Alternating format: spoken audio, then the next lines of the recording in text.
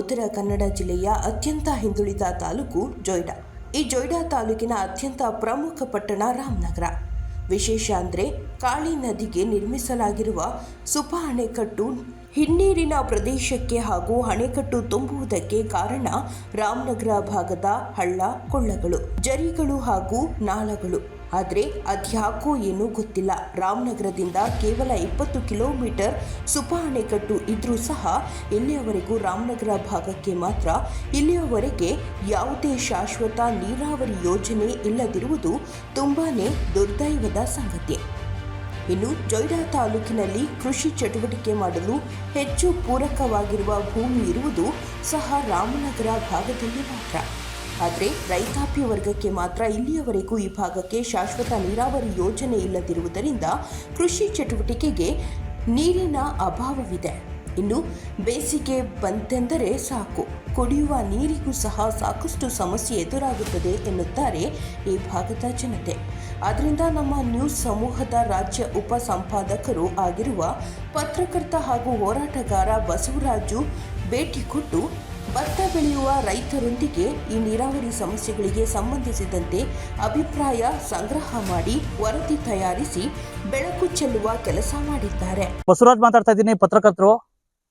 ವಿಶೇಷವಾಗಿ ಇವತ್ತು ನಾವು ಉತ್ತರ ಕನ್ನಡ ಜಿಲ್ಲೆಯ ಜೊಯ್ಡಾ ತಾಲೂಕಿನ ಒಂದು ರೀತಿ ರಾಮನಗರಕ್ಕೆ ಬಂದು ಭೇಟಿ ಕೊಟ್ಟಿದ್ದೀನಿ. ವಿಶೇಷವಾಗಿ ರಾಮನಗರ ಅಂತಕ್ಕಂಥದ್ದು ಉತ್ತರ ಕನ್ನಡ ಜಿಲ್ಲೆಯಲ್ಲಿ ಅತ್ಯಂತ ದೊಡ್ಡ ಒಂದು ರೀತಿ ವಿಶೇಷವಾಗಿ ಪ್ರಮುಖ ಅಣೆಕಟ್ಟು ಸೂಪಾ ಡ್ಯಾಮ್ಗೆ ರಾಮನಗರ ಭಾಗದಿಂದನೇ ಸಾಕಷ್ಟು ನೀರು ಹೋಗ್ತವೆ. ಅಲ್ಲಿ ಕಾಳಿ ನದಿಗೆ ಅಣೆಕಟ್ಟಾಗಿ ಸೂಪಾ ಡ್ಯಾಮ್ಗೆ ನಿರ್ಮಿಸಿದ್ದಾರೆ ಅಣೆಕಟ್ಟು. ಇಂಥ ಸಂದರ್ಭದಲ್ಲಿ ಇಲ್ಲಿಂದ ಮಳೆಗಾಲದಲ್ಲಿ ಹೋಗಿ ನೀರು ಶೇಖರಣೆ ಆಗುತ್ತೆ, ಆ ನೀರು ಆ ಕಡೆ ಭಾಗಕ್ಕೆ ಇದಾಗ್ತೈತೆ. ಆದರೆ ಇಲ್ಲಿವರೆಗೂ ಸಹ ಕೆಲವೇ 15 ಕಿಲೋಮೀಟರ್ ದೂರದಲ್ಲಿದೆ ರಾಮನಗರ. ಕೇವಲ 15 ಕಿಲೋಮೀಟರ್ ದೂರದಲ್ಲಿದೆ. ಸಾಕಷ್ಟು ಜನ ಕೇಂದ್ರ ಸರ್ಕಾರದ ಜಲಸಂಪನ್ಮೂಲ ಸಚಿವರು ಬಂದೋದ್ರು, ರಾಜ್ಯ ಸರ್ಕಾರದಲ್ಲಿ ಸಹ ಹಲವಾರು ಜನ ಜಲಸಂಪನ್ಮೂಲ ಸಚಿವರು ಬಂದೋದ್ರು, ಬಹುಶಃ ಹಲವಾರು ಜನಪ್ರತಿನಿಧಿಗಳು ಬಂದೋಗಿದ್ದಾರೆ.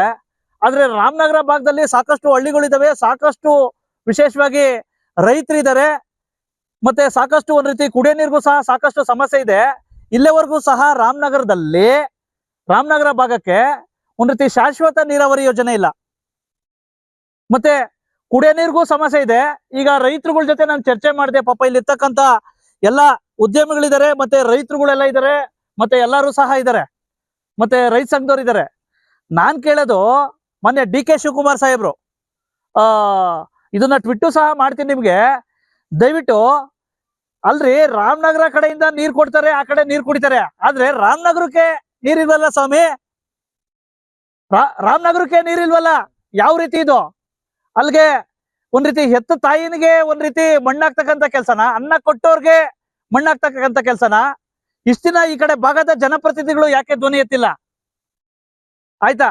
ಹಾಗಾಗಿ ಇದನ್ನ ದಯವಿಟ್ಟು ಯಾರಾದ್ರೂ ರೈತರ ಪರ ಇರ್ತಕ್ಕಂಥವ್ರು, ಮತ್ತೆ ವಿಶೇಷವಾಗಿ ರಾಮನಗರ ಕಡೆ ಇರ್ತಕ್ಕಂಥ ಒಂದ್ ರೀತಿ ಸಾಕಷ್ಟು ಬದ್ಧತೆ ಇರ್ತಕ್ಕಂಥ ಜನಪ್ರತಿನಿಧಿಗಳು ಇದ್ರ ಬಗ್ಗೆ ಒಂದ್ ರೀತಿ ವಿಧಾನಸೌಧ ಕೇಂದ್ರ ಸರ್ಕಾರದಲ್ಲಿ ದಯವಿಟ್ಟು ಇದ್ರ ಬಗ್ಗೆ ಧ್ವನಿ ಎತ್ತಿ ಒಂದು ಶಾಶ್ವತ ಒಂದ್ ರೀತಿ ನೀರಾವರಿ ಯೋಜನೆ ಮಾಡಿದ್ರೆ ಖಂಡಿತ ಪಾಪ ಅನ್ನದಾತರು ಚೆನ್ನಾಗಿರ್ತಾರೆ. ಮತ್ತೆ ಈಗ ಹೇಳಿದ್ರು ಬರೇ ಮಳೆಗಾಲದಲ್ಲಿ ಮಾತ್ರ ಪಾಪ ಒಂದು ಪೀಕ್ ತೆಗಿತಾರಂತೆ. ಇಂಥ ಸಂದರ್ಭದಲ್ಲಿ ಯಾವ ರೀತಿ ರೈತರು ಬದುಕೋದು? ಹಾಗಾದ್ರೆ ರಾಮನಗರದ್ದು ಮಾತ್ರ ನೀರ್ ಬೇಕು, ಆದ್ರೆ ರಾಮನಗರಕ್ಕೆ ನೀರ್ ಬೇಡವಾ? ಮೊನ್ನೆ ದೇಶಪಾಂಡೆ ಸಾಹೇಬ್ರೆ, ದಯವಿಟ್ಟು ತಾವು ಹಿರಿಯರಿದ್ದೀರಾ, ತಮ್ಮ ಬಗ್ಗೆ ಗೌರವ ಇದೆ, ಅಭಿಮಾನ ಇದೆ, ದಯವಿಟ್ಟು ಈ ನಿಟ್ಟಿನಲ್ಲಿ ದಯವಿಟ್ಟು ಒಂದು ಶಾಶ್ವತ ನೀರಾವರಿ ಯೋಜನೆನ ಈ ಒಂದು ರಾಮನಗರ ಭಾಗಕ್ಕೆ ಮಾಡ್ಕೊಡಿ ಅಂತ ಹೇಳ್ಬಿಟ್ಟು ಈ ಸಂದರ್ಭದಲ್ಲಿ ಒಬ್ಬ ಪತ್ರಕರ್ತನಾಗಿ ಮನವಿ. ಇನ್ನಾದ್ರೂ ಈ ಜೊಯ್ಡಾ ತಾಲೂಕಿನ ರಾಮನಗರ ಭಾಗಕ್ಕೆ ಶಾಶ್ವತ ನೀರಾವರಿ ಯೋಜನೆ ಸಿಗುವುದೇ ಎಂಬುದನ್ನು ಕಾದು ನೋಡಬೇಕಿದೆ. ತಾಜಾ ಸುದ್ದಿಗಾಗಿ AJ ನ್ಯೂಸ್ 24x7ಗೆ ಸಬ್ಸ್ಕ್ರೈಬ್ ಮಾಡಿ ಮತ್ತು ಬೆಲ್ ಐಕಾನ್ ಒತ್ತಿ ತಪ್ಪದೇ ಲಿಂಕ್ ಶೇರ್ ಮಾಡಿ.